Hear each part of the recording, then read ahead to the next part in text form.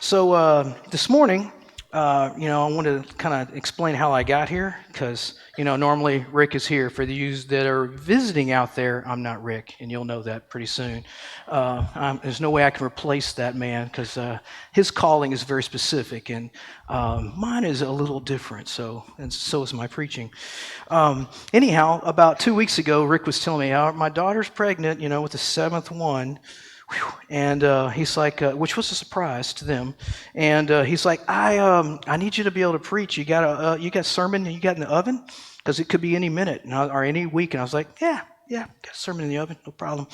And then he a couple of weeks ago, he's like, hey, it's going to be late in December, then it's mid-December, and it's probably going to be close to 1st December. I'm like, okay, no problem. And then last Thursday night, I get this phone call, hey, you got that sermon in the oven? I said, yeah. He goes, you need to move it to the microwave. She just had the baby. Like, okay. Whew. All right. Luckily, anyhow, I had something I was working on. I was pretty excited. So last Sunday, Rick was preaching, and I sit back there. One of the jobs I also do that you don't know is I count you. I count your back of your heads. It's one of the jobs Baptists we count. Anyways, to know how many people are here. Not specifically who's here, but how many. And I was back there, and I listened to the first service. And I enjoyed listening to Rick's sermon. And the second sermon, sometimes I listen to it. Sometimes I'm processing what I heard the first time. But one thing I've learned is that Rick can change his sermon around. So one time, every now and then, y'all need to go to both services because he changes things around a little bit. And he said something in the second service that really hit me. And I don't remember what it was.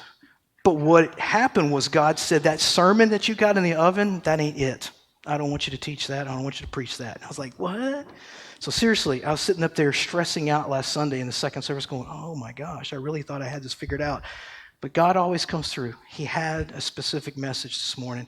And so as I was working on it, we were talking this week that we needed to, emphasize the week of prayer and Lottie Moon. I was like, oh, that's exactly what God was telling me about. It kind of goes into my sermon. God is in control of all things. I want you to know God is in control of all things.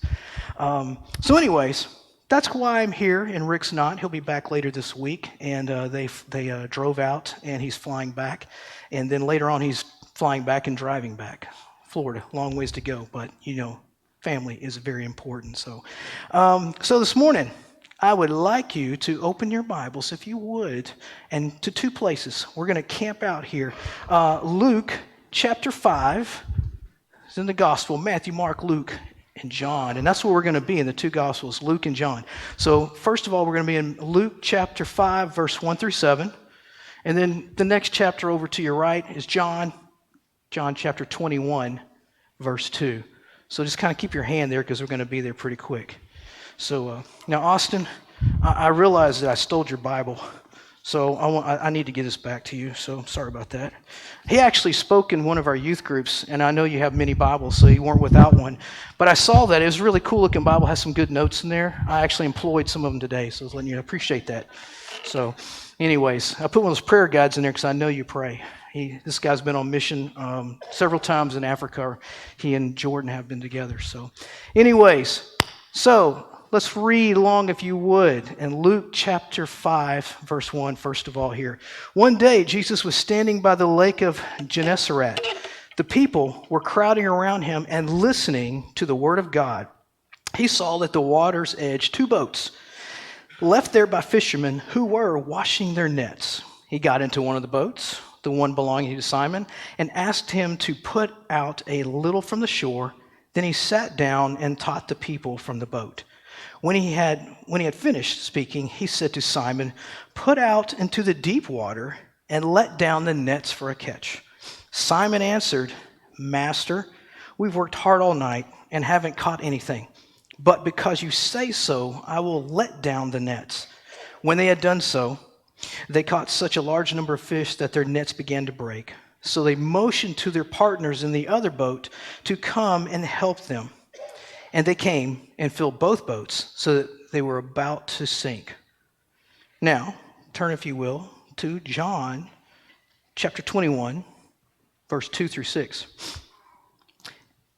Afterward, Jesus appeared to his disciples by the Sea of Galilee. And it happened this way, that Simon Peter, Thomas, also known as Didymus, Nathanael from Cana in Galilee. The sons of Zebedee and 2 other disciples were together. I'm going out to fish, Simon Peter told them, and they said, we'll go with you. So they went out and got into the boat, but that night they caught nothing. Early in the morning, Jesus stood on the shore, but the disciples did not realize that it was Jesus. And he called out to them, friends, have you any fish? No, they replied. He said, throw your nets on the right side of the boat, and you will find some. And when they did, they were unable to haul the net in because of the large number of fish. Now, I will confess to you that I could camp out these 2 chapters and these 12 verses or so for a long time because there's a lot to unpack. But I will confess to you that we won't. But what I did do is I'm going to move fast, and I left a lot of space on the back of your bulletin so you can take notes. And you can do some research for yourself, and you can check me for any heresy or, possible fallible theology. Because I'm going to throw some stuff out. Hopefully you'll go, huh? Maybe. Yes, it is there. So let's begin. Now, first, let me back up. I need to tell you a little bit about why this jumps out at me. Some of you may or may not know that I am the son of a shrimp boat captain. So I grew up on the Gulf Coast catching shrimp and fishing a lot. In fact, I was almost born on the water because my mother's water broke while she was on the boat with my dad. But because I'm, some say tired, or maybe I was stubborn, or I just didn't want to make my appearance yet, 19 hours later I appeared on Earth for the first time, and Mother was excited that was over with. But I spent a lot of time on a shrimp boat. And yes, I know all the Bubba Gump, stories and jokes and all that. And I have had shrimp in many different ways. And they're wonderful to eat. But I understand this thing about fishing. And many of you, both men and women, like to fish. And so this story, this account, has always kind of been something that intrigues me because I did some of the things that these guys did. And there's some parallels here that I want to draw out. First one I want to show you is that Luke chapter 5, this is at the beginning of Christ's ministry. He is preaching and he's beginning to call disciples. Okay? In John chapter 21, it's not a parallel account. It's not what we call the harmony of the Gospels right there. This is 3 years later. This is after Jesus died and was resurrected. Okay, he had to repeat this lesson. It happened again. And I think there's some reasons why that happened. So even though the passages are similar, they are not parallel accounts. Luke's account, again, took place early on in Christ's career, and John's is after he had died and was resurrected and spent a little time on the earth, somewhat incognito, appearing to different people. We'll get a little bit more into that. So there's some other things that are interesting. In Luke, this is the only place that you see the Sea of Galilee called by another name. Did you catch that? Luke calls it the Lake of Gennesaret. Okay? Why?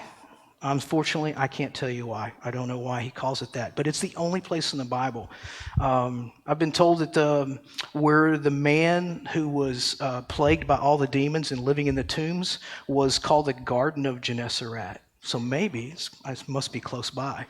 But that's interesting. You see that there's in the Old Testament it's called some other names, but the Sea of Galilee is where this takes place.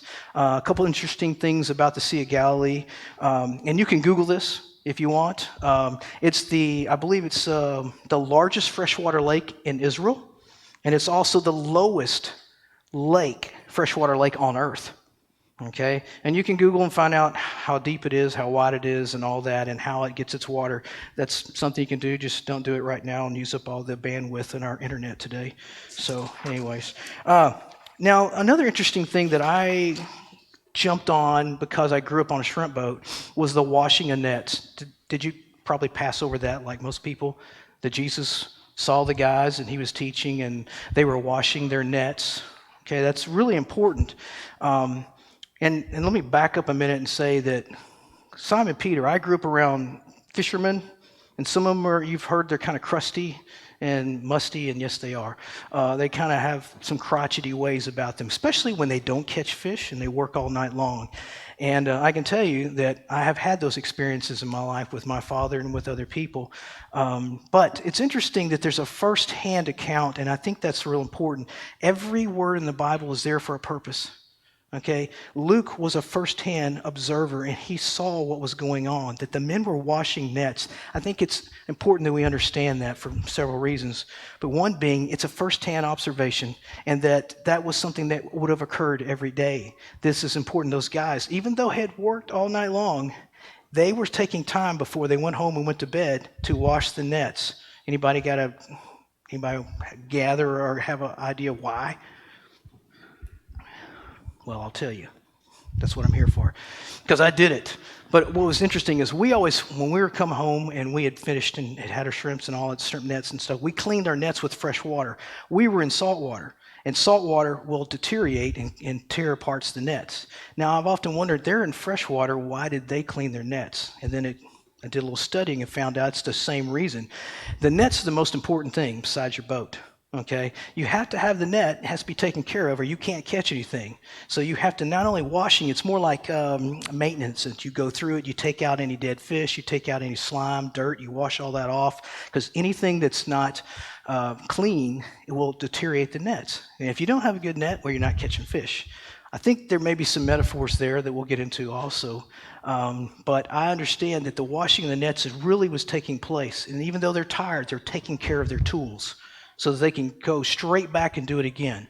They didn't want to go, as much as I think they want to go to bed, they weren't. And if you will, think about Simon Peter and these guys. They've been fishing, and they're over there washing their nets, and they're watching Jesus, and they're probably listening and all mornings going, what is this going on over here? It's a crowd of people, and they're listening, and they're washing their nets, and Jesus, pretty logical, sees that everybody's pressing in on him. He thinks, I'm going to get in the boat, and I'm going to get out in the water, and then they can hear me, and they won't press in on me, and I can speak to more people.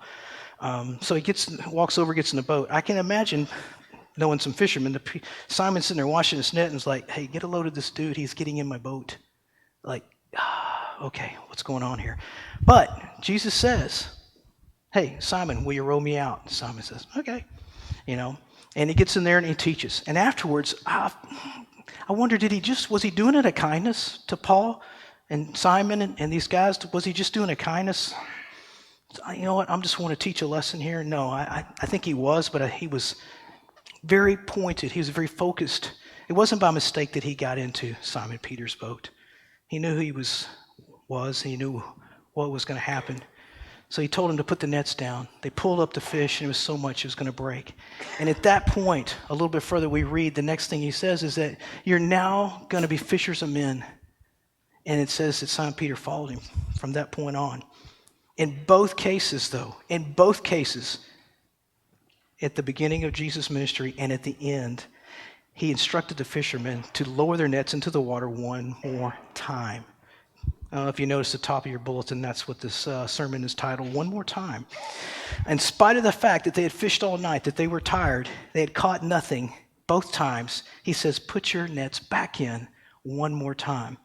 Now, again, I fish commercially. It's tough, but it was a lot tougher back then. You didn't have hydraulics, winches, you didn't have cranes. You had to do this all by hand. By the way, I think the lake in places, because Jesus said, go back out to the deep water, and the deepest places of the lake are in the Sea of Galilee. It's about 140 feet. Again, they didn't have winches. They had to put the nets down and pull them up. And in the water, overnight, the nets get waterlogged. By the way, so Jesus told them, hey, put the nets back in the water. What had they just done? They had just washed their nets. They're like, oh my gosh. But, call it determination or stubbornness or perseverance. I think Christ tapped into that thing that's in fishermen. Perseverance. They were willing to do it. They're like, maybe he's... And look what happens.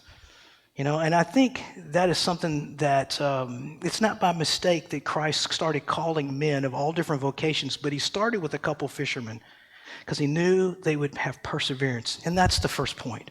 Perseverance. Okay, I think we have one up there. So perseverance, it's important. that you have that. These men had that. They had no quit. Okay?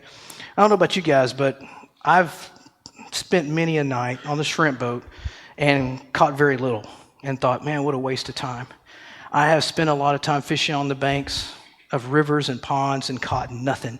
But I'm telling you, if you're a fisher person, and some of you are out there, you just keep thinking, I'll cast one more time.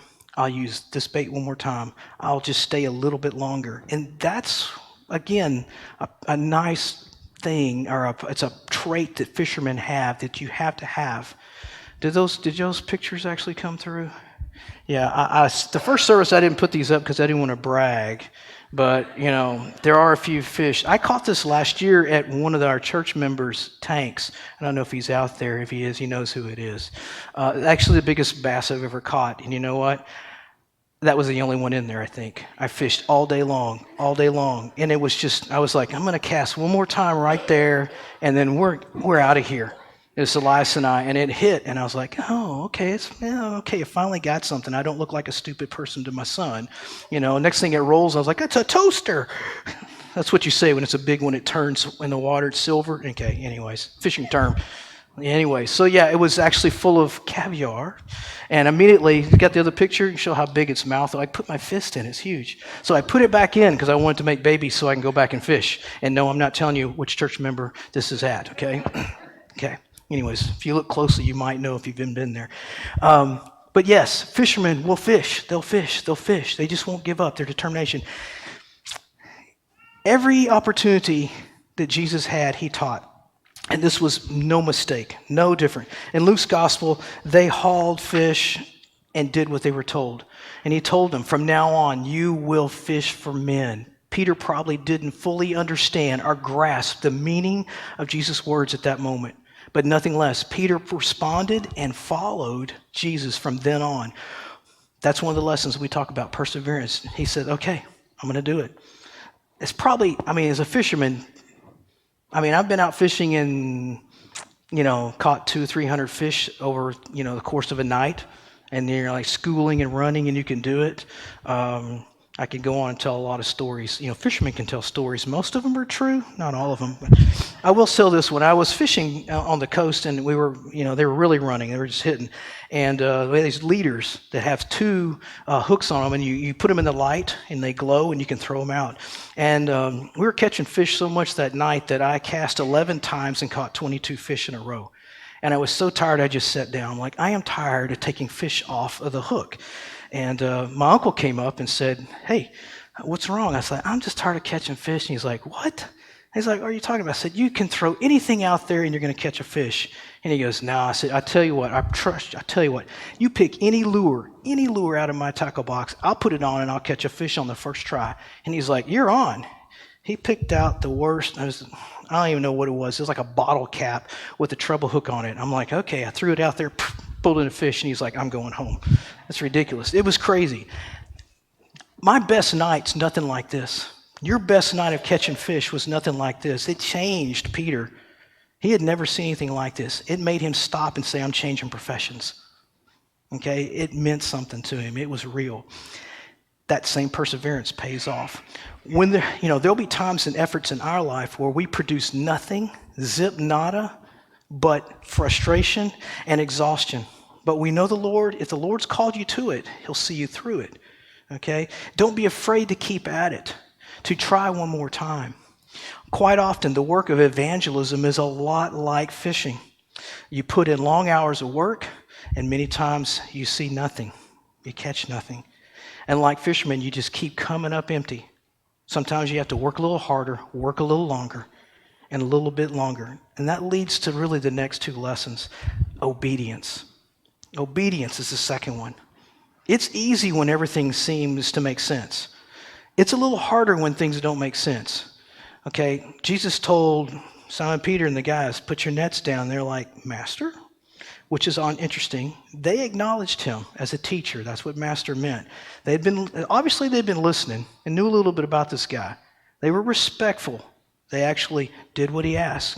And he's like, we've been working hard all night. We ain't got anything. We washed the nets already, but okay. They were obedient. They were respectful. It didn't make sense, but they did it. Sometimes that's the way God is with us. He gives you an idea. He gives you, I wonder if God's calling me to work with the youth. If he is, I'd love to get your name. And yes, I see that hand, Jeff. You raised your hand just then. Would love to have, maybe God's telling you to, oh, you're just putting your arm around your daughter? Okay. Maybe God's calling you to something. And sometimes he takes a little while to tell you. You just don't go, hey, I want to go do this. No, you pause, you pray, you think about it. You persevere, you have obedience, okay? But it's sometimes hard. God's calling you to go to Africa. God's calling you to go to Cambodia. Those are serious calls. He will confirm those things with you. You need to be obedient. Sometimes he's just calling you to stop and talk with somebody in the cubicle next to you or at work. Just being obedient. Sometimes it doesn't make sense, okay? I agree with that. It doesn't sometimes. It certainly made no sense to those fishermen.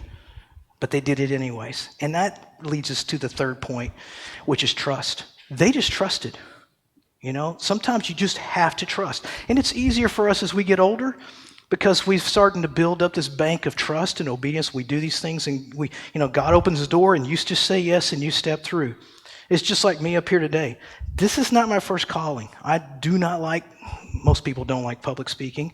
Most people don't like to be up on stage. That's me. This is not a comfortable place, but I've learned that God has said, open the door, you got to say yes, you got to step through.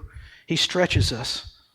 And I have to think that this is training for something else someday. I don't know. But I just keep saying yes, and the trust is there. This is the same with your lives. Just when God opens the door, step through. Man, many blessings, and many times others get blessed just as much as you. In John's account, it was the second time Peter had witnessed a miraculous catch. And at this particular moment, let's think about what happened. Peter, 3 years afterwards, he's back in the water. What has he done? He's denied Christ 3 times just a few days before this. I mean, he's depressed.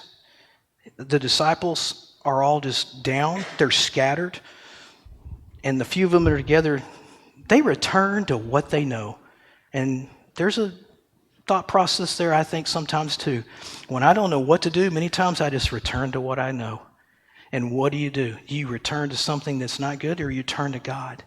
In Peter's case, he says, if you read in chapter 2, as we read in chapter 2, he said, I'm going to go fishing. And, Thomas, the sons of Zebedee, and these guys are like, I'm going with you. We're going fishing, because that's what they knew. And they probably thought, it's over. We're done. We've been with Jesus for 3 years, and now we just saw him hang on a cross. Okay? He was hung on a cross. He was killed. They didn't see the resurrection. They hadn't seen it yet. It was coming for them. And they thought it's over. We spent 3 years of our life. It's over. So they're going fishing. They're going back to what they know. Christ appears again. And that's something that's very important. Jesus told them to do the same thing. Put your nets down. And immediately, as soon as they put the nets down and then the nets came up with fish, they had to start going, wait a minute, this is vaguely familiar. And then they recognized Jesus. The outcome was the same because the lesson was the same. It had to be driven home again. From now on, you will be fishers of men. Like God said, he doesn't set us up for failure.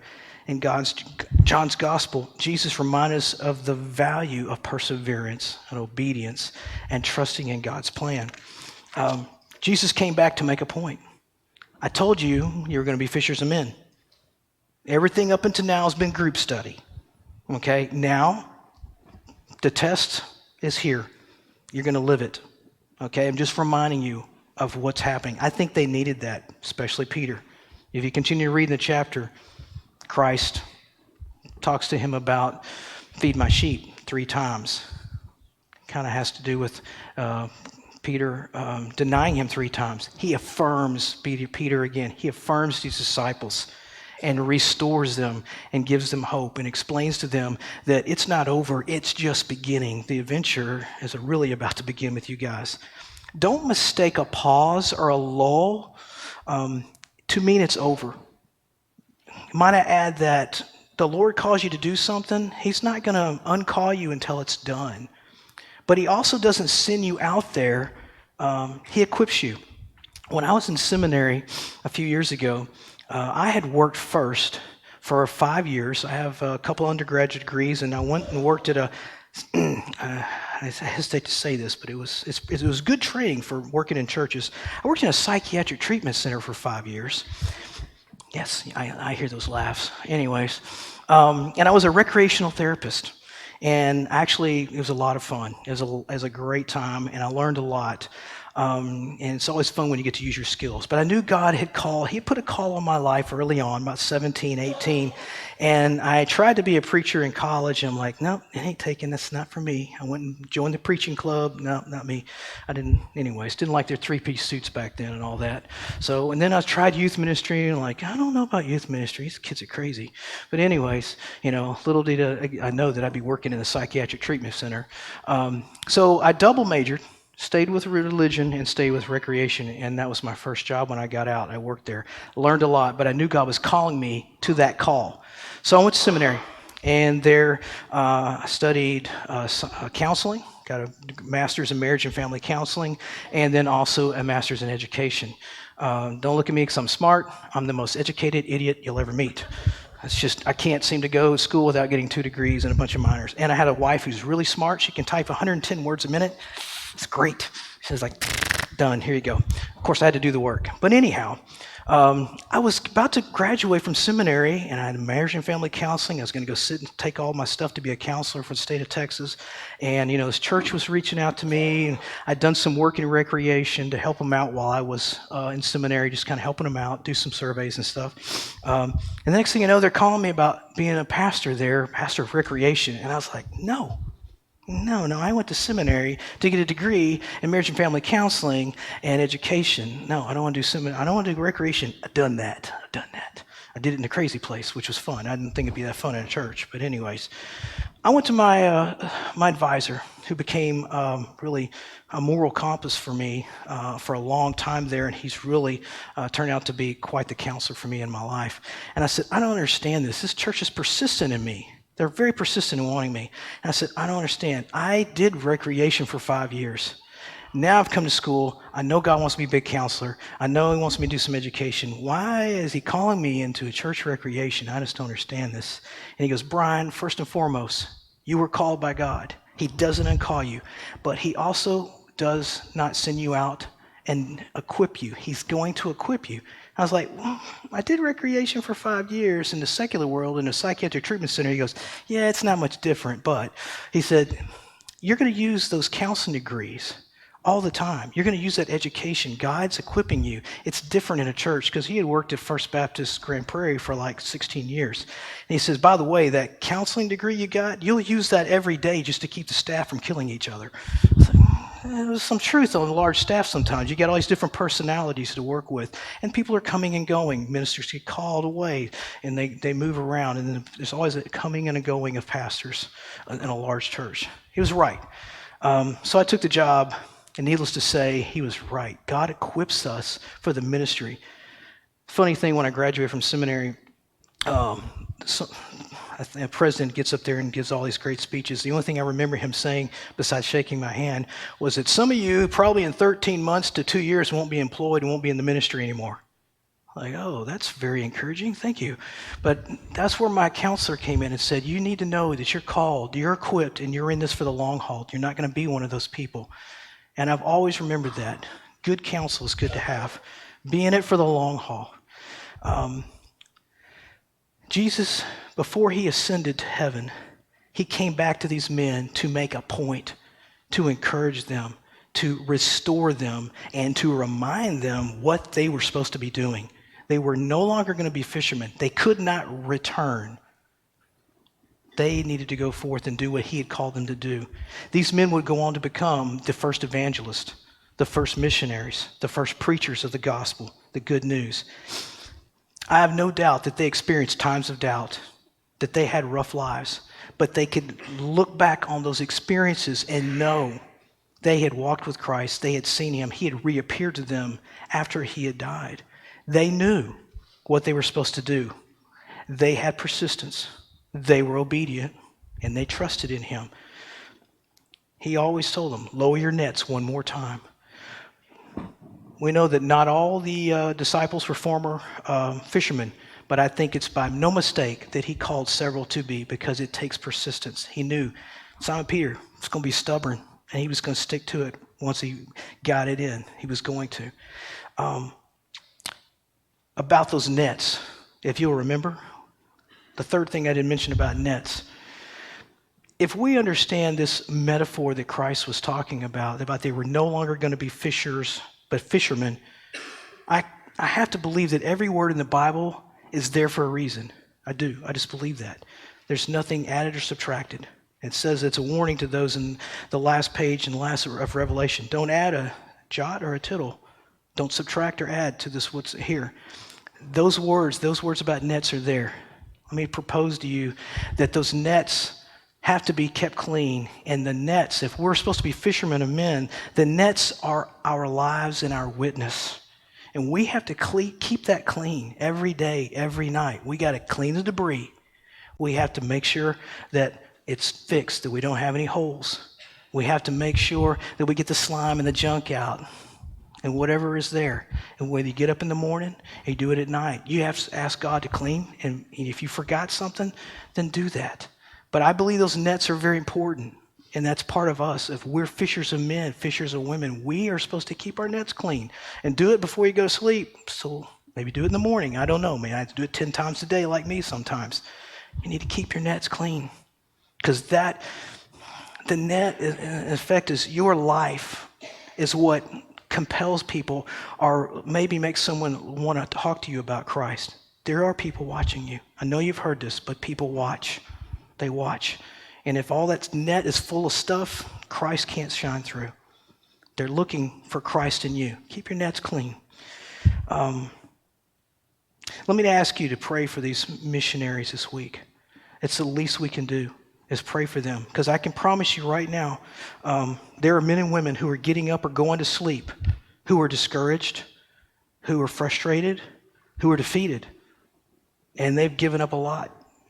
I know this for a fact. I was in Japan 3 times, all related to the tsunamis a few years ago and doing mission work. And I had a chance to have lunch several times with the director of all the missionaries in Japan. And he told me something that still today is kind of mind-boggling. He said, Japan is the hardest place for missionaries to work. That in Japan, more missionaries quit and go home than any other place in the world. I was like, it can't be. It's got to be the Middle East. He goes, no, it's not the Middle East. It's here. And he's like, there's a lot of theories. There's a lot of psychology behind the people are so nice. But that's a conversation for another day. But there are missionaries that would just quit and go home. They'd give up 3-6 years and not one person's getting saved. Not one person's coming to church. I want you to know that being a missionary is not always what you hear it to be. We honor Lottie Moon in a way. It's not that she honored. She gave her life for what she did, what she believed in. There are missionaries, though, that get discouraged. I would ask you to pray for these missionaries. That's our lifeline to them. That's our connection with what they do. It's how we can stay connected to them and be a part of their ministry. They need the power of prayer. Power of prayer is the greatest thing we can do for anybody. Pray for these missionaries that they won't get discouraged, that they will cast their nets one more time, that they will invite somebody one more time, that they will evangelize, that they will tell the story of Christ one more time. And and that really applies to us as well. Let me add further that it has a lot to do with us. Have you ever witnessed to somebody over and over again, or have you been witnessing for years and never led somebody to pray to receive Christ? Do it one more time. Must have been one of my beard hairs got in that thing. I don't know. Have you invited somebody to church a dozen times and they said no? Invite them one more time. Have you been praying for somebody to accept Christ? Have someone in your family, a friend, and you're like, it's been years. Pray one more time. You have to be like that fisherman. You have to keep at it and keep at it. Keep at it. Perseverance, obedience, and trust. Pray with me. Lord God, we at this moment just lift up these missionaries that are around the world. Father, they have given up so much. They have gone to school. In most cases, they have learned a foreign language, God. They have uprooted their families. They have, in a sense, turned their back on things that are maybe easy. They're learning different cultures. And God, by no way has it been easy for them. Father, I just lift them up to you. I know for a fact that as our human nature to get discouraged. You show us that in your word. You don't exempt the good, the bad, or the ugly from your Bible, God. You show us that we are a fallen people and that we need you. I pray this morning for those missionaries that are out there on the line doing these things every day. Father, lift them up to you. May they be encouraged. May they know that you are there for them, that they are there to fill a gap, that they're the person, the right people for that job. Father, for us this week, Father, I pray that we would pray for them. It's very simple. We just say a prayer. Some of us think, man, it may not matter. It does. There is so much power in the prayer, God. Father, I pray for our lives. May you continue to put people in our lives that we can witness to. May we obey you. May we obey your spirit promptly. May we invite people, ask people, not be afraid, not be ashamed, not be scared, to invite people to say something. Father, help us keep our nets clean, our lives clean, so that we might be open to those people, that they would want to be asking questions. May the fragrance, as we as Christians have, be something as pleasant and not stinky. Father, I lift these folks up to you, and I pray this in your name, Jesus. Amen.